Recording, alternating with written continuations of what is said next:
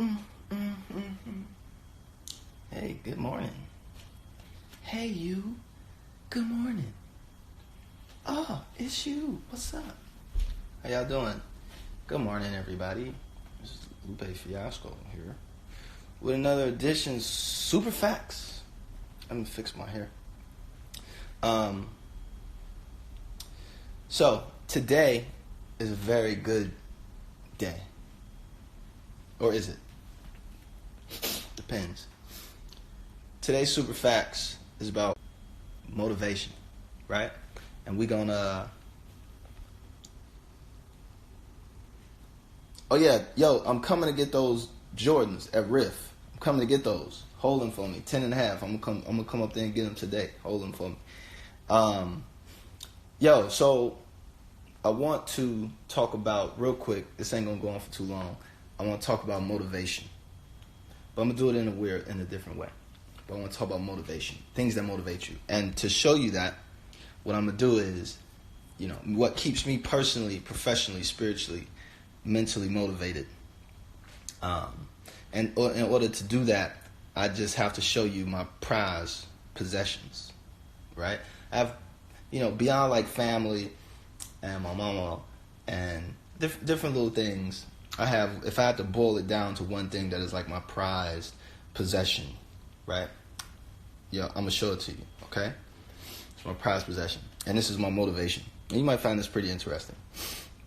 Okay, let me switch this around so you can see. It's in that box right there. That box contains my prized possession, right? I'm trying to do this. Trying to open it. It's just one. It's a little dusty. There's my prized possessions in here. That. You say, oh, what's that? What's that? And you say, well, this is important because this is where the story started. That place. It's closed now. But that's where it started. Down in St. Augustine, Florida.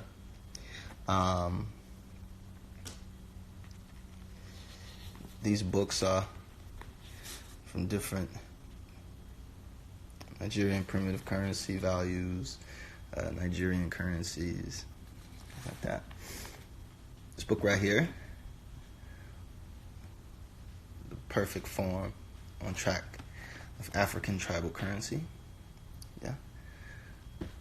And then all of these. So just baggies. Move those out the way. It's actually a list of things that I needed to do. But that, in these bags, boxes, are my prized possessions. And they're my motivations. I keep one of these with me everywhere I go. And what's in these bags, you may ask? First, let me tell you a story. So we was on tour. This is years ago. We went to St. Augustine, Florida, for a tour date, and we were around town, and it was nothing to do, so we just started going around into St. Augustine before sound check or after sound check, whatever. And we actually went a couple places. We went to a gun show. It's pretty cool. Bought some magazines. And then we stopped at this nautical antiques place, which is actually what this card is from, exactly, this place. So we went here. It's closed now. But we went there and was just looking around. They had like coins and stuff. And so really, I don't really care about the coins and stuff. But anyway, they had coins. They had all the stuff that you can get from like a sunken ship, or something like that. And then I looked over in on one of the shelves, and they had like a little. I think it was like a seashell bowl. Like the big seashells. They had like the seashell, and you just using it as like a bowl. And then in the bowl, it had a piece of paper. Had a piece of paper. On the piece of paper was written, and it had these little metal things that looked like bracelets. And on the piece of paper it said slave tokens. I was like, what are slave tokens, right? And And so I was like, you know, what I asked the dude behind the counter, I was like, yo, what are these? And he was like, oh, those are, he's like, oh, that's the money that was used during the slave trade to buy slaves, that the Europeans used to buy slaves from the Africans. Not in that direct language, but that was the response. And I was like, what? Mind blown. Mind blew up. And so I went and I bought, I was, you know, trying to deal with it. He had like maybe 3 or 4. So actually I got the original one right here. I'll show you. This is the one I bought, actually. Yeah, I think this is it. Yeah. So the guy, I bought all of them. Put them in this manila envelope like this. And I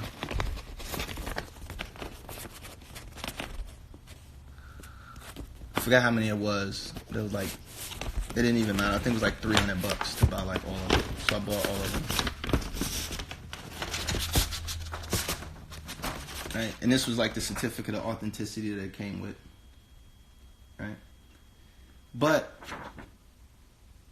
come to find out that the story that was on this certificate of authenticity and the actual slave token that I bought were actually different.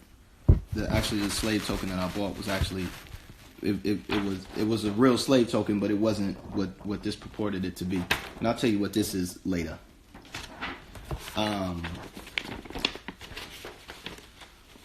So this was years and years and years ago. So what I started to do was research it. Yeah. I was like, slave token, that don't make no sense. First of all, how would Europeans be buying slaves from Africans when,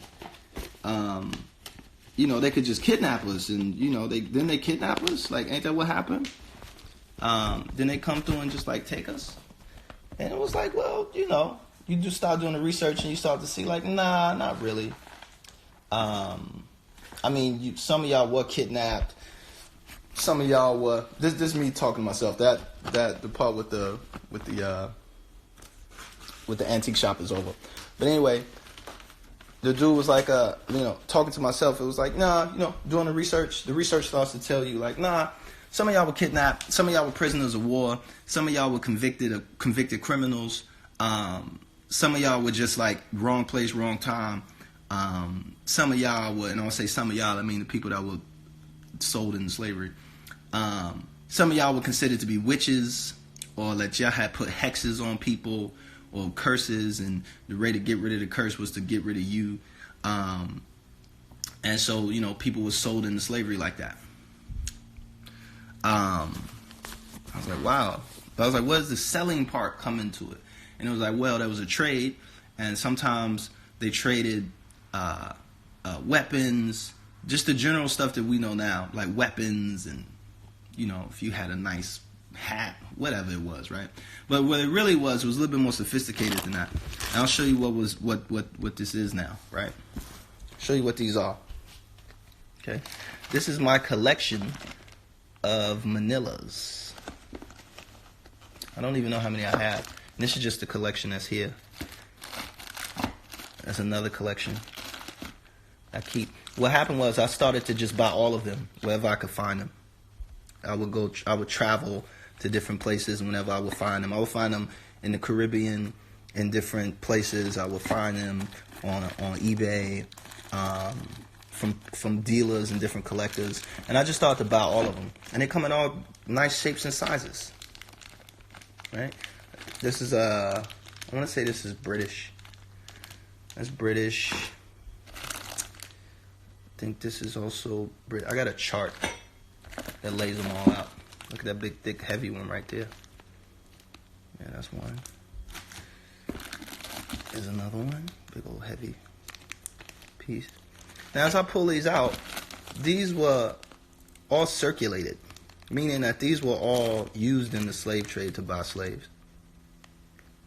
So, this is probably used to buy, especially the British ones, because they were late. maybe a lot of this went to Brazil because Brazil was the latest. Brazil didn't abolish slavery until like the 1890s, and the illegal slave trade was still going on. So I'm not gonna get into the history of how all that worked. But these were used in Africa for hundreds of years, maybe thousands, amongst other currencies. This is French. This is called a popo. So you could tell the difference between the French ones and the British ones, just in their shape. And this corresponded to like the different preferences with different tribes or different kingdoms who had a different, and then of course the different makers. So this was made in France. This was made in Britain. You can see the difference because they were probably trading in different areas along the slave coast with different folks. And you can see like the different shapes and the different designs. And actually this shape graduates over time until you get to, and you can see like the difference in weight. So you see like this one's like you see like this one is like small. See that one's small? This one's like a little bigger. It's like much bigger. And this one is like even super bigger, right? Like a big fat daddy. And what started to happen was over time, the manillas would get smaller and smaller, almost like inflation, and they would buy less and less. So like maybe like one of the big fat daddy manillas, like one of them could buy like maybe one person. You know, the little small ones, it might take like 8 to buy a person. So you need like 8 of the small ones to buy a person. And then they range in different sizes. Like they had huge ones. Like this is a good way to kind of tell the different sizes of the manillas. So see like this book here. Like see that book? Like you'll see like this, like the big ones are called king manillas. And they would actually wear those around their neck. The small manillas were wore around like the wrist. And Manila actually is Portuguese. It's Portuguese and it means bracelet, actually. But let's go back into this, right? This is French too. This is a popo. You could tell by the ends, like these ends right here. They're kind of flat and not really flared. So that's the difference you could tell. The difference. And then there's Portuguese manillas. Those are like super hard to find because they were so old, because they were the first ones to kind of get into the slave trade. And I'm sure there's probably Dutch variations. The Portuguese ones are the most rarest. And then the Portuguese, they were just trading raw copper. So I think this is French too. But then this is mixed up because there's some African ones in here too, and some fake ones too. There's a couple fake ones. Yeah, because they actually counterfeited some of the designs because it became so popular. So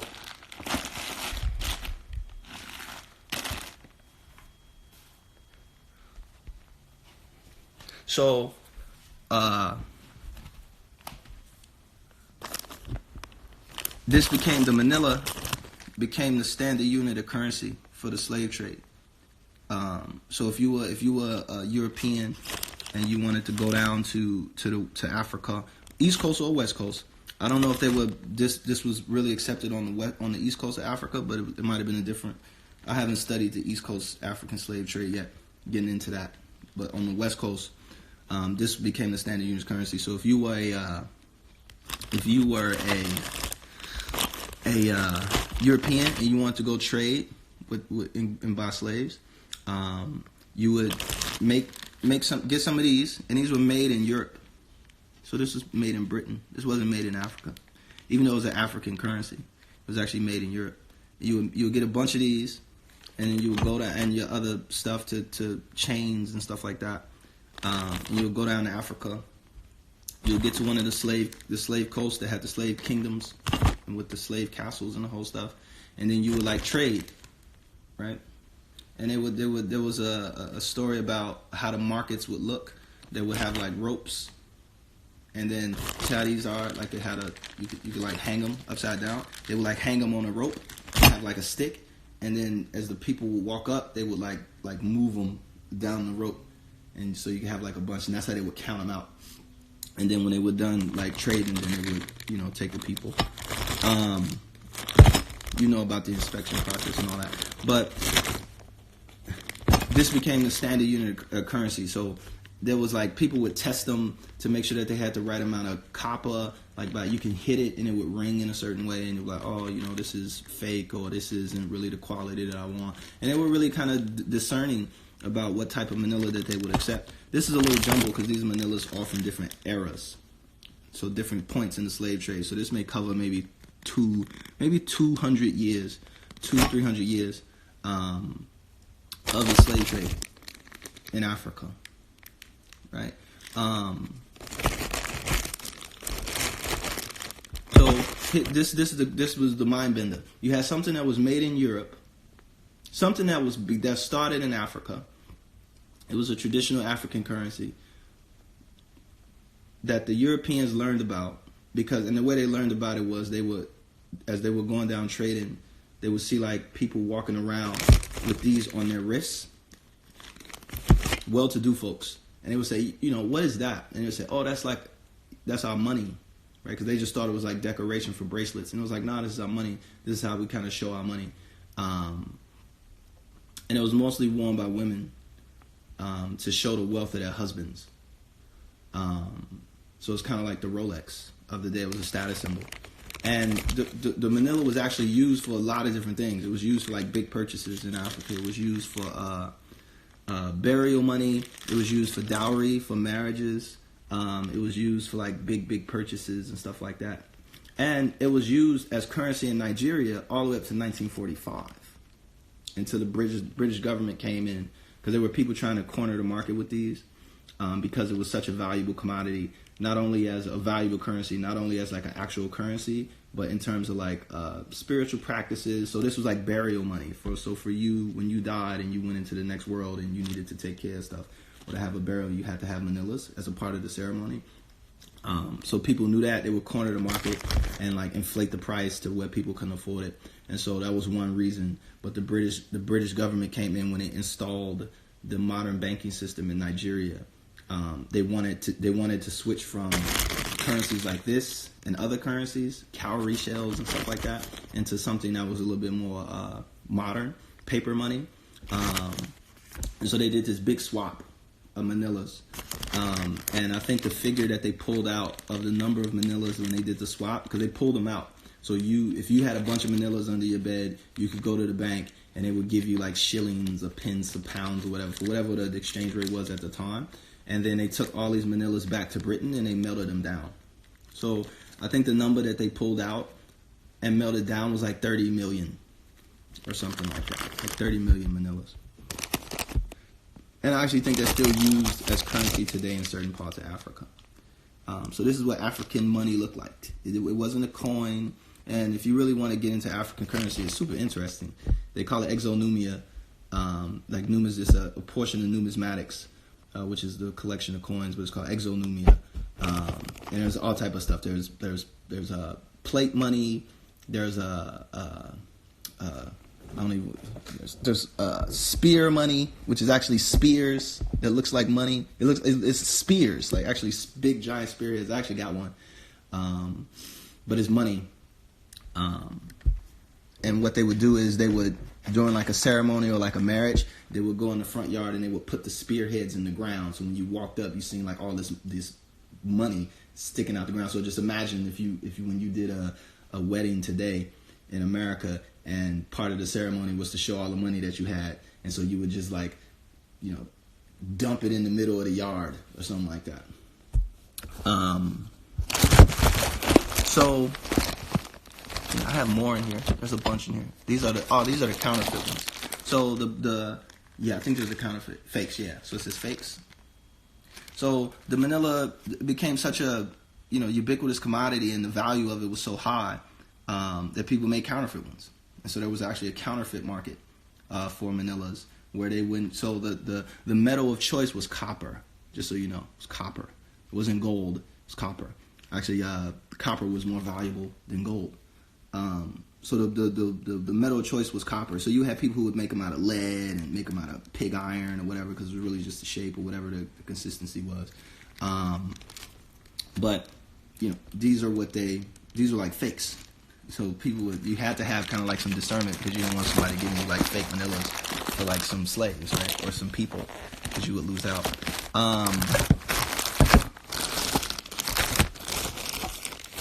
Right? Why am I showing you all this?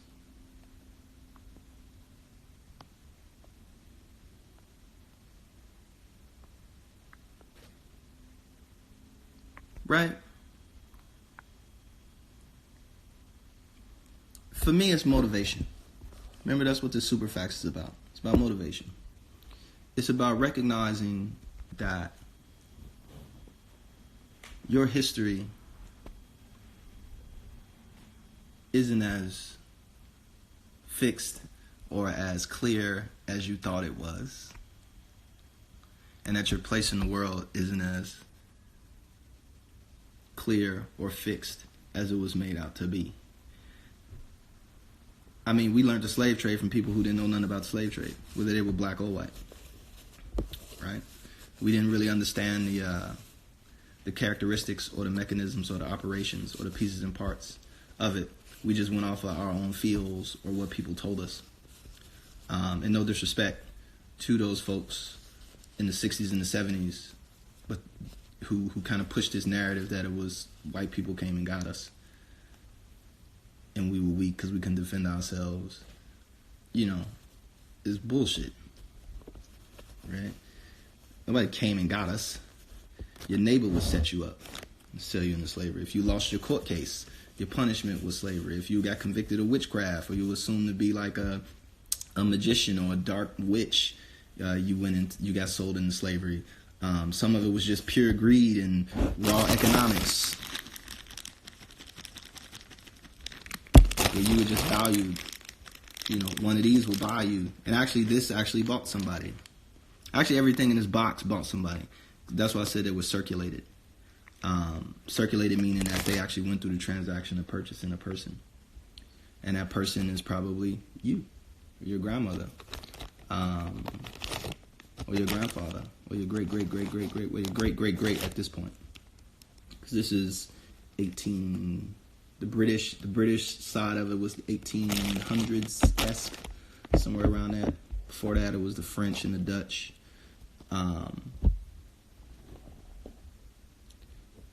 So that was my motivation, right? Learning about this, studying it, understanding it, recognizing my place in it, and what really went down.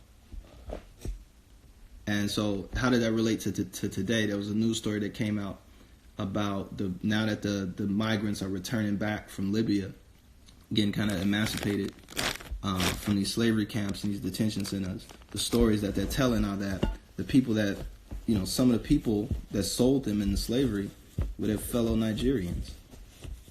Either the ones that were the traffickers who they paid to guide them on the journey to get them to Europe.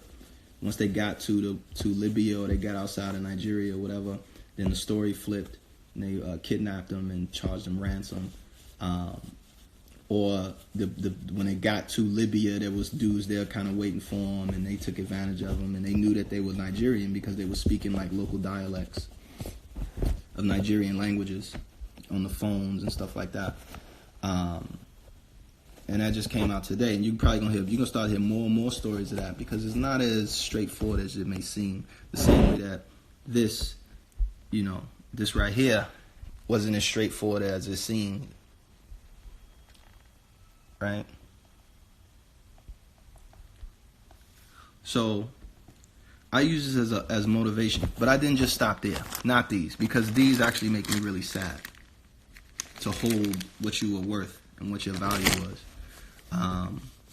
So what I did is I took, actually not these, because these were circulated. I actually got my hands on some manillas that were uncirculated. Is these right here. And these are very special manillas. They're British. And these are really rare. These are really hard to find because they're they're actually from a slave ship.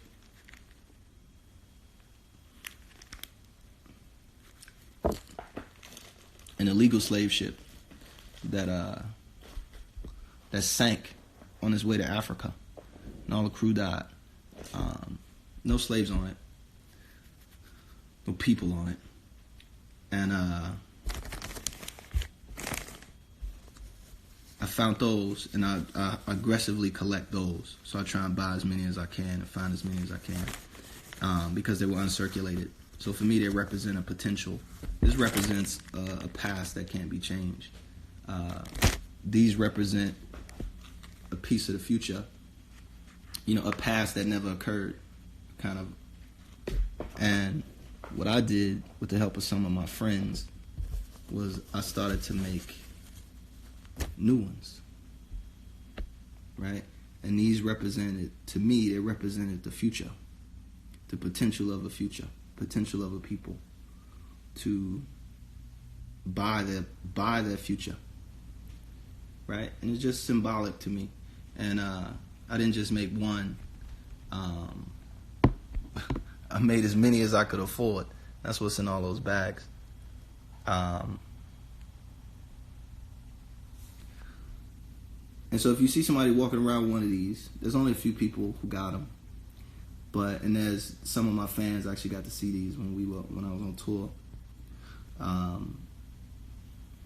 But to me, they represent the future. To buy back your future. To buy the trajectory of your future. And I actually made some of the French ones. The Popo Manillas are the French ones. It's these. That's the French one. And so it's based off of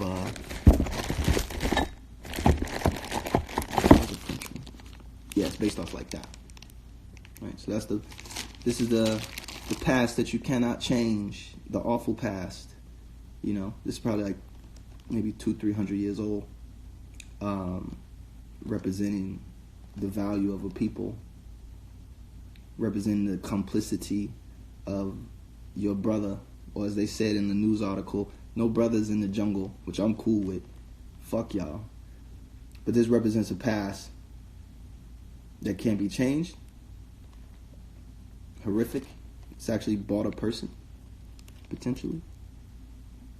Hard to trace and understand the history, but it's just assumed. And then that's the future. Right? Taking control of it. Making it nice and shiny and bright. And these are my motivations, right? These are the things that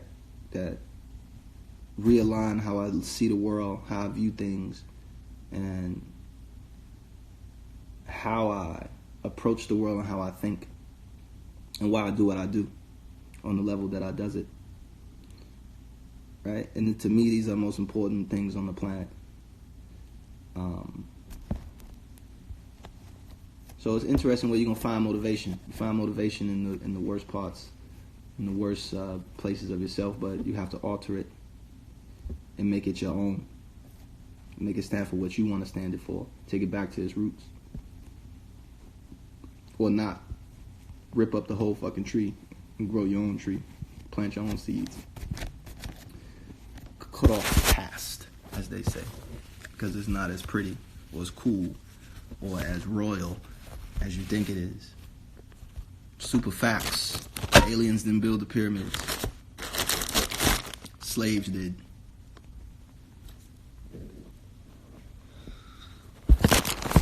Rich white men didn't build America.